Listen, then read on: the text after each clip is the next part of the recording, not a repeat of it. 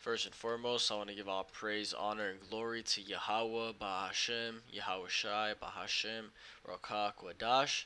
Yahweh is the name of who this world ignorantly calls God. Yahweh Shai is the name of who this world ignorantly calls Jesus. Bahashem means in the name, Rakah means spirit, Kwadash means holy, and that's all in the Paleo Hebrew. I also want to give double honors to the outer bishops and apostles of Great Millstone that taught me this truth.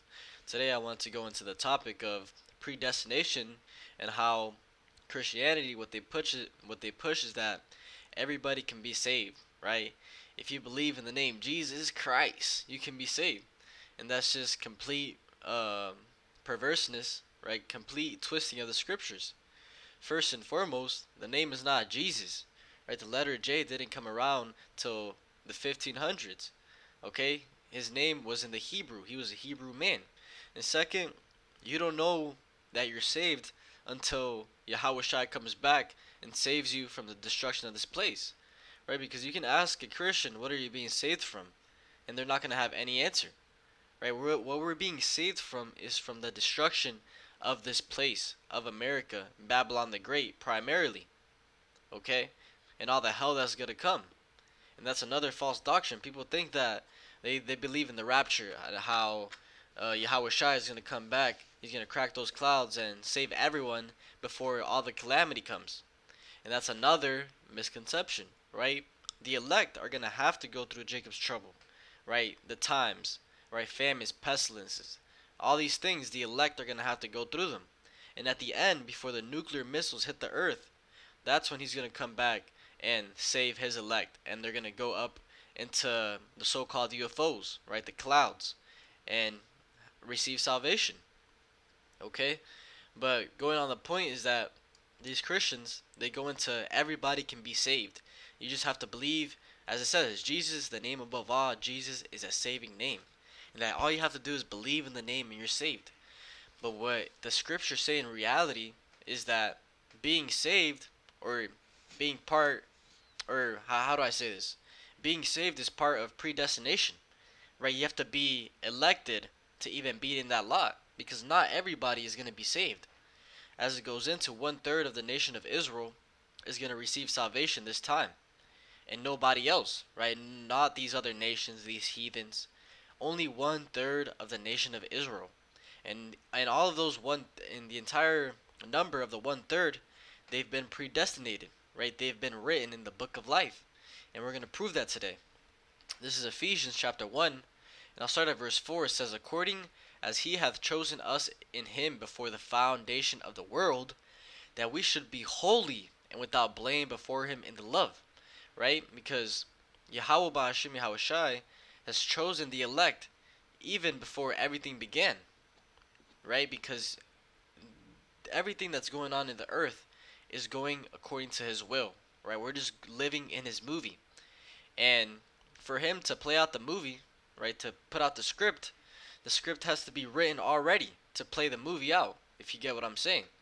Right? He already chose who's going to be saved at the end.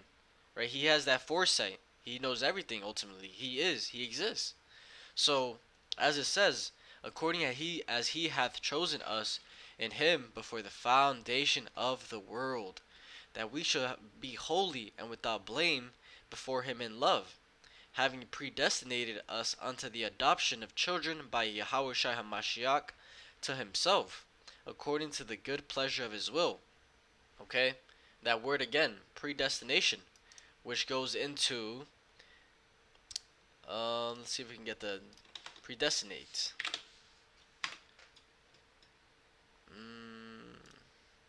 Predestinate, the doctrine that God has eternally chosen those whom he intends to save. Exactly. He's already chosen who he's going to save this time around, right? The second death. And there's nothing you can do about it, okay? He has his favoritism. And if you're not part of that number, it doesn't matter how much you call on Jesus Christ. It doesn't matter how much you call on Yahweh Shai, right? If you're not part of that number, there's nothing you can do. And that's just how it is. If we go to verse 11, it also says the same thing. In whom also we have obtained an inheritance, being predestinated, according to the purpose of him who worketh all things after the counsel of his own will. right? It's according to his will, according to his purpose. And ultimately, his purpose was we don't know his purpose if you actually think about it, right? We're living out the script. All we know is that right now we're under the curses and he's going to save the elect, okay? Primarily to teach us a lesson, okay? Because to be righteous rulers, we have to know both good and evil. That's part of it. But to actually really know why he did everything he did, hey, we're never going to know that, okay? But let's get this in Daniel chapter 12 and verse 1, and it says, the time of the end. And this is talking about Jacob's trouble, when everything you hear about in the New Testament, even the Old, comes to pass. Going into the times of famines, pestilence, uproars of the people, sedition, okay, a time like never before seen. But it says, and at that time shall Michael stand up, right? He's up top there. Michael is the archangel, if I remember correctly, right? He's up there in the ranks of the angels. It says, stand up, the great prince which standeth for the children of thy people. And there shall be a time of trouble such as never was since there was a nation, even to that same time. And at that time thy people shall be delivered, every one that shall be found written in the book. Okay? So whoever's written in the book, which goes into the book of life, those are the ones that are going to be delivered, that are going to be receive salvation. And those that are not written in the book, let's see what it says in Revelation chapter 20. And I'll start at verse 14. It says, and death and hell were cast into the lake of fire. This is the second death. And that lake of fire is talking about the nuclear destruction that's going to come upon this world. And it says, and whosoever was not written in the book of life was cast into the lake of fire. Okay, so everyone that was not written in the book of life, which was not part of the elect, predestinated, they're going to receive destruction. And this is part of the destruction, right? The second death, the nuclear missiles, hey, they're going to receive judgment before that too, right? Wild beasts, famines, pestilences, the sword, okay? It says that Yahweh, Bahashim Yahushua, is going to choose their delusions. So if you're not part of the elect, ultimately, you're going to die of some fashion. And if you don't die of the famine, the pestilences, right, the people pretty much going crazy, hey, that second death, those nuclear missiles are going to catch you, completely clean this place. Okay? But let's get this in Romans chapter 8 and verse 28. I'll start it. And it says, and we know that all things work together for good to them that love God, to them who are called according to his purpose. Right? We didn't choose to do this. The elect are not going to just one day say, hey, I want to do this Israelite thing. No, you were called to understand the mysteries and the secrets of the Bible. Right? You've been called to do this. Just how Yahweh called Moses. Right? Moses wasn't thinking about the Lord at that extreme, at that point. Hey, the Lord ultimately called him to do the work that he wanted him to do. But verse 29 says, for whom he did foreknow, he also did predestinate to be conformed to the image of his Son, so that he might be the firstborn among many brethren. Right? Predestinated to be like Yahushua. Because that's what we strive for. That's what the elect ultimately strive for, is to be like Yahushua, the perfect man. It says, moreover, whom he did predestinate, them he also called. And whom he called, them he also justified. And whom he justified, them he also glorified. Right? You've been called, you've been predestinated, and ultimately, there's nothing you can do about it. Right? It's his will. And that's the point I'm trying to prove, is that this thing is a thing about favoritism, right? About Yahweh looking down and seeing something in you that you don't see in yourself, right? He sees that you're fit to receive salvation, and that's just the point. Okay, not everybody is gonna be saved, especially calling on Jesus Christ and this false doctrine, right? And they don't even understand what it means to be saved.